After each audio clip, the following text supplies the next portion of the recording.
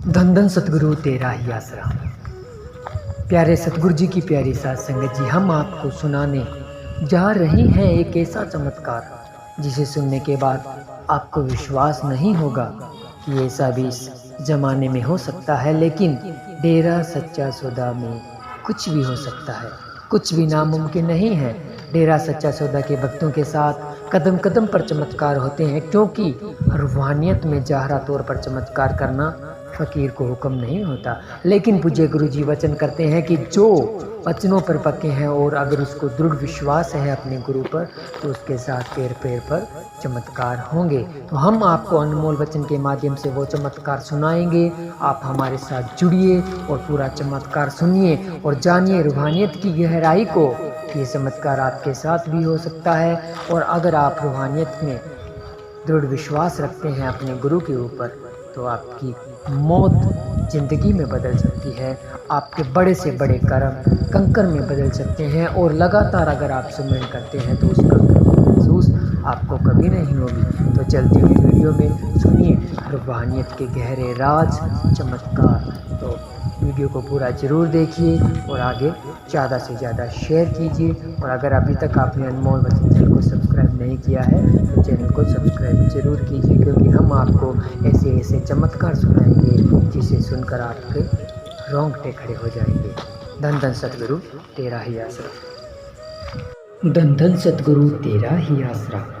बाल भी बांका नहीं होने दिया, प्रेमी अमरनाथ सुपुत्र श्री दयाल चंद गाँव कहाने वाला, ब्लॉक जलालाबाद, जिला फाजिल्का से सतगुरु जी की अपार रहमत का वर्णन इस प्रकार करता है।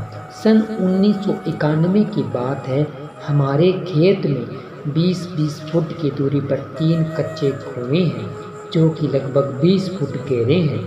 तीनों कुओं में 20 फुट गहरी और लंबी लोहे की पाइपें डालकर उनको आपस में जोड़कर तीनों ट्यूबवेलों का पानी इकट्ठा एक पाइप के द्वारा बाहर निकलता था। एक कुएं की पाइप से पानी लीक करता था, इसलिए मेरा लड़का राजकुमार उम्र 15 से 16 वर्ष उस कुएं की पाइप वाली फ्लांची को, जिसमें से पानी लीक करता था, चाबी लेकर कस रहा था ताकि उसमें से पानी निकलना बंद हो जाए। उधर 2 मजदूर 20 फुट गहरी उस पाइप लाइन को चेक कर रहे थे कि कहीं यह पाइप तो लीक नहीं करती। अचानक जिस कुएं में राजकुमार फ्लांची कस रहा था, कुआं कच्चा तो था ही, तोंद गिरने से मिट्टी से भर गया और मेरा बेटा राजकुमार उस मिट्टी के नीचे दब गया। इसी तरह दूसरे कुएं में भी तोंदा गिरने से जो मजदूर पाइप चेक कर रहे थे, वो दोनों भी गले तक मिट्टी में दब गए। उनके पूरे शरीर तो मिट्टी में दब गए थे, गर्दन से ऊपर सिर बाहर दिखाई देते थे। और तीसरा कुआं सही सलामत था। जब दोनों कुएं मिट्टी से भर गए तो मजदूरों ने शोर मचा दिया कि राजकुमार कुएं में मिट्टी के नीचे दब गया है। उसके ऊपर 20 फुट मिट्टी थी, परंतु बताने वालों में से किसी को यह पक्का पता नहीं था कि राजकुमार उन दोनों कुओं में से किस कुएं में है, क्योंकि वह बगैर बताए अकेला ही कुएं में उतरकर चाबी से फ्लांची कस रहा था। उस समय दिन के 12 बजे थे। कुछ ही मिनटों में गांववासी अपने ट्रैक्टर कराहे सहित वहां पहुंच गए और मिट्टी खींचकर उसी कुएं ऊपर ही ढेरी करने लग गए जिसमें राजकुमार दबा हुआ था, क्योंकि उन्होंने तो यही सोचा था कि राजकुमार भी उन मजदूरों के साथ उसी कुएं में है और उस पर कराहे से और मिट्टी भरी जा रही थी। मेरा भाई सरपंच तो लोगों को बुलाने के लिए गांव में गया था।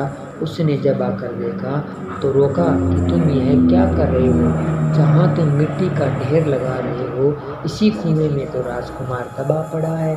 हम सब बहुत घबराए हुए थे। जल्दी जल्दी उससे मिट्टी को हटाना शुरू किया, फिर उल्टा उस कुएं में मिट्टी कराहे से दूसरे कुएं में ले जाने लगे। जब राजकुमार के नज़दीक गए तो उसके बाल मिट्टी में दिखाई दिए तो हमारा हौसला कुछ बुलंद हो गया। फिर ट्रैक्टर कराहा बंद करके हाथों से मिट्टी पीछे हटाने लगे। धीरे धीरे यानी 1 घंटा 40 मिनट तक बाद राजकुमार को मिट्टी से बाहर निकाल लिया गया।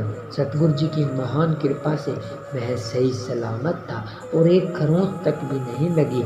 इस तरह ही दोनों मजदूर भी मिट्टी में से निकाल लिए गए, पर उनमें से एक की टांग टूट गई थी। जब से राजकुमार मिट्टी में दब गया था तो मैं तो दूर होकर नाम का सुमिरन ही कर रहा था और साथ साथ मन में यह भी सोच रहा था कि अब मेरे बेटे का जिंदा रहना असंभव है, क्योंकि उसके ऊपर सैकड़ों मन मिट्टी है। जब राजकुमार से पूछा गया कि तू इतनी मिट्टी के नीचे जीवित कैसे रहा, उसने भरे मन से धीरे धीरे वैराग्य भरे शब्दों में कहा कि मैंने उस मुश्किल की घड़ी में अपने सतगुरु का बख्शा पावन नारा धन धन सतगुरु तेरा ही आसरा लगाया। तुरंत परम दयालु सतगुरु पूज्य हजूर पिता संत गुरमीत राम रहीम सिंह जी इंसा के दर्शन हुए और उन्होंने फरमाया, बेटा घबरा ना, नारा लगाता रहे, हम तेरे साथ हैं, तेरा बाल भी बांका नहीं होगा। वह नारे लगाता रहा।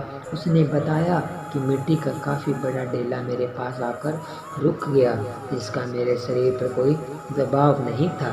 मुझे सांस भी आ रहा था और मेरे शरीर पर मिट्टी का कोई बोझ भी नहीं था। उस समय वहाँ उपस्थित नगरवासियों और जिन्हें भी इस घटना के बारे में पता चला, सबने सतगुरु के आगे दुआ की कि हे सतगुरु, राजकुमार इस कुएं की मिट्टी में से जिंदा निकल आए। उन सब की दुआएं सतगुरु की दरगाह में सुनी गई और मंजूर हो गई। सच्चे रहबर पूज्य हजूर पिताजी ने मेरे बेटे की रक्षा की और उसकी जान बख्शिश कर हम निमाणों की लाज रखी। हम सारा परिवार अपने अति मेहरबान सतगुरु जी की रहमतों का बदला नहीं चुका सकते, अपने सतगुरु को बस धन्य धन्य ही कह सकते हैं। दादाजी, बस एक ही अर्ज है कि हमारे सारे परिवार की मानवता की सेवा और सिमरन करते हुए आप जी के साथ और निभ जाए जी। धन धन सतगुरु तेरा ही आसरा। धन धन सतगुरु तेरा ही आसरा। प्यारे सतगुरु जी की प्यारी साध संगत जी।